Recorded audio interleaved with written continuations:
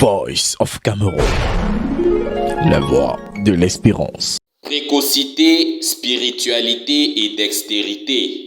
Le triptyque qui ont conduit de manière fort remarquable les 17 années de sacerdoce de l'abbé Jean-Augustin Otuntolo sur les routes bien des fois rocailleuses de l'évangélisation. À Etoudi, les regards demeurent contemplatifs sur les grands efforts qu'il a entrepris pour sortir ce lieu de culte de l'austérité afin d'en faire une place forte de la dévotion mariale au Cameroun, voire au-delà. C'est un enfant précoce, c'est-à-dire qu'il est un enfant qui est en avance par rapport à son âge. Si quelque part vous avez suivi que cet espace a été rendu rationnel par rapport justement à cette précocité qui a permis de mener de main de maître un travail gigantesque qui a permis d'élever déjà ce sanctuaire à travers cette grande statue de la Vierge Marie. Ses mains sont accoucheuses de grâce et son discours une invite atemporelle à la sanctification de tous les instants. Les paroissiens de ce lieu de culte sont désormais preneurs de ce modèle de piété à l'intérieur duquel se croisent la prière et la fidélité aux enseignements. C'est un curé très prieur. Il emmène des fidèles à prier. Ses homélies, en fait, c'est la partie que moi j'aime le plus. Au niveau de ses homélies, parfois on a l'impression qu'il s'agresse personnellement aux gens qui ont des problèmes. Parfois tu arrives, tu as même envie de faire une bêtise, mais au sortir des homélies, on a toujours l'impression d'être une nouvelle personne.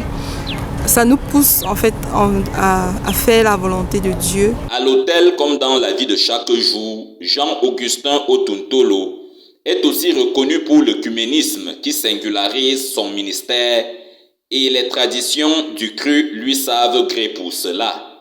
Il ne faut jamais parler du ciel comme si la terre n'existait pas. Je retiens que c'est une grâce pour le Seigneur de nous avoir donné comme gardien de la tradition ce fils, l'abbé Otuntolo, qui aujourd'hui est au service de l'Église et du peuple de Dieu. C'est un cheminement qui est tout à fait louable de par son investissement spirituel, de par son engagement aux côtés des chrétiens et sa vision, n'est-ce pas, des rassemblements pour tous les fils de Dieu, de tous les horizons d'ailleurs. Son secours, il l'apporte également aux affligés qui arrivent alourdis par la peine et le chagrin dans les parvis de son presbytère. L'on célèbre ici également le prêtre qui essuie les larmes et procure la chaleur à de nombreuses âmes, souvent dans de vieux litiges avec les aléas de la vie. Tant que les gens souffrent, tant que les gens pleurent, tant que les gens ont besoin, n'est-ce pas, de la solidarité, mais aussi de l'amour de Dieu, il est toujours là pour les servir, il est toujours là pour les accompagner à chaque épreuve de l'expérience pastorale.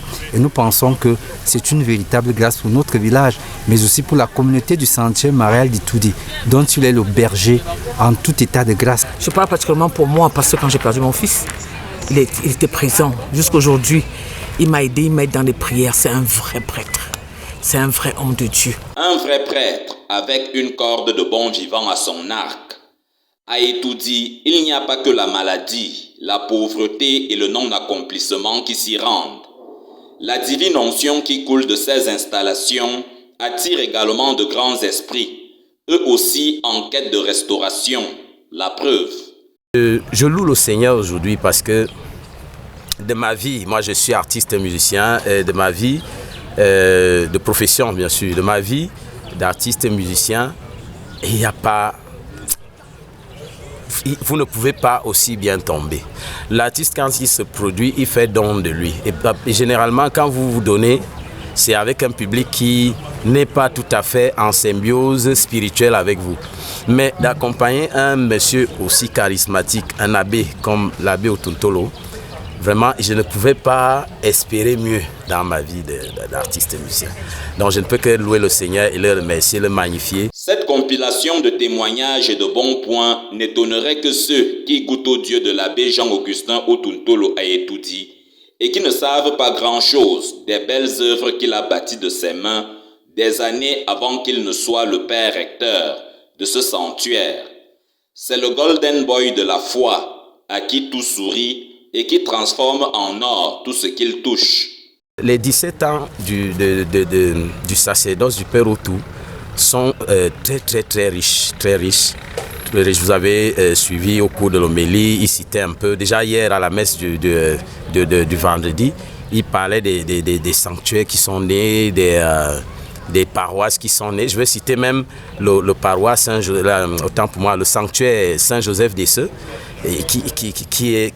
il a été l'instrument par lequel ce sanctuaire est né. Je vais également citer le sanctuaire Marie Médiatrice de Toudi, dans lequel nous sommes en ce moment. Ce bel édifice, cette belle icône de Maman Marie, il a été l'instrument par lequel le Seigneur est également passé pour nous faire ce don. Que dit d'autre donc de ce serviteur, si ce n'est de lui souhaiter de belles et longues autres années de réussite dans son ministère? Qu'il continue à être aussi priant, qu'il continue à s'inspirer de l'Esprit Saint, qu'il ne regarde pas les débris qu'il y a autour, ce qu'on va beau dire. Si Jésus lui-même, on a eu à le chahuter, à faire tout ce qu'on a fait, il a pu accomplir ce qu'il a accompli. Donc lui, en tant qu'homme de Dieu, il doit continuer à s'inspirer de l'Esprit. Beaucoup de grâce encore et beaucoup d'années, que le Seigneur le bénisse davantage, qu'il l'aide à porter ce fardeau qu'est de prier pour les fidèles, de toujours être présent à leur côté, présent à côté du monde de la souffrance. Donc nous savons que c'est un effort qui est surhumain, un effort qui n'est pas facile. Donc que le Seigneur lui donne la force de continuer d'assumer ses fonctions. Je lui dis le message d'encouragement, qu'il continue à bosser, qu'il continue à travailler malgré les écueils, malgré les turpitudes, malgré les problèmes, mais qu'il tienne bon et le Seigneur lui-même veille et tout va bien se terminer.